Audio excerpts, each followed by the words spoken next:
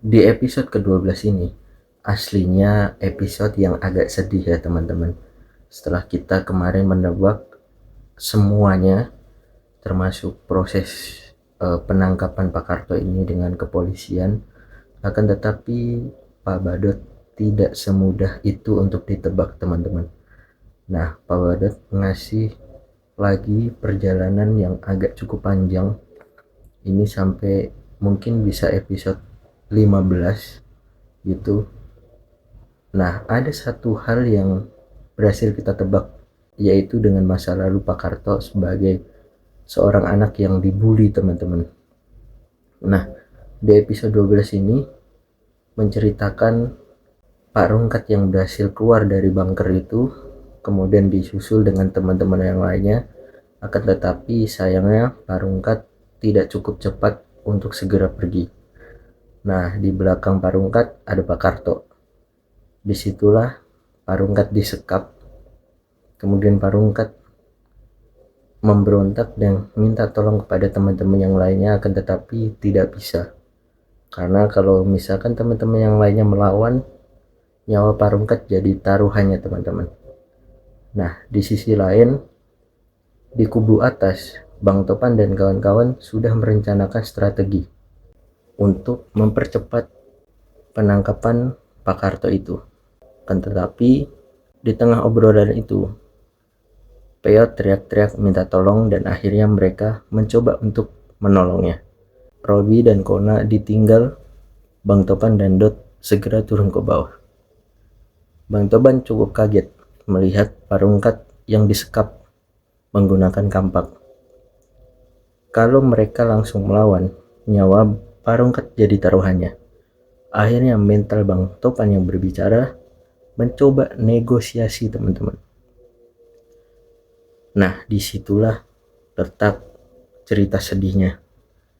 Pak Karto mengatakan rasa sakit yang kalian rasakan belum separah dengan apa yang dia rasakan. Nah, akhirnya Pak Badut ngasih tunjuk masa kecil Pak Karto itu teman-teman. Pak Karto dari kecil memang sering dibully karena dia orang miskin teman-teman.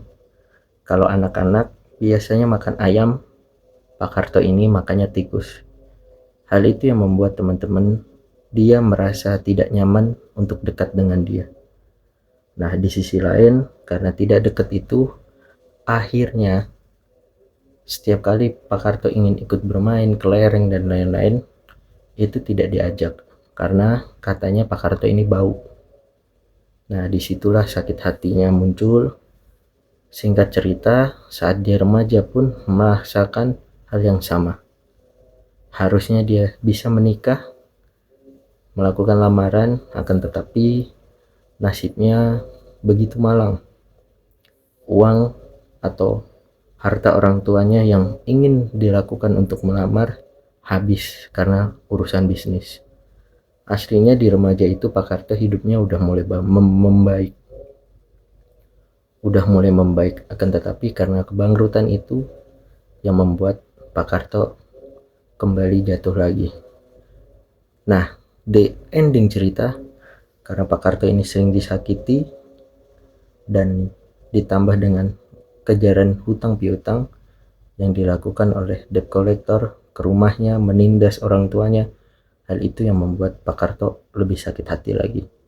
Nah, itulah kenapa Pak Karto bisa menjadi seseorang, kalau aku bilang dalam tanda kutip, gangguan jiwa.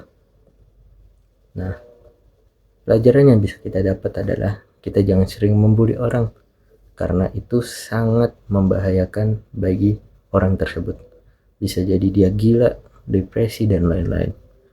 Kamu tidak ingin kan punya teman seperti Pak Karto yang begitu jahat dan balas dendam.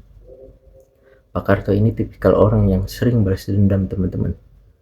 Nah, Bang, di episode 13 kira-kira menceritakan apa? Kalau aku tebak di episode 13, Bang Topan berhasil meluluhkan hati Pak Karto untuk melepas Pak Rungkat.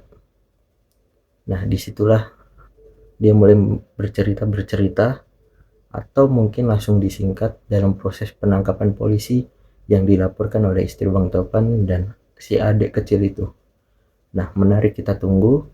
Kalau kamu suka dengan video ini, jangan lupa di like, comment, subscribe. Mohon maaf apabila ada kurangnya, mulai dari suara dan lain-lain, karena aku masih berproses teman-teman. Jangan lupa tetap didukung. Terima kasih.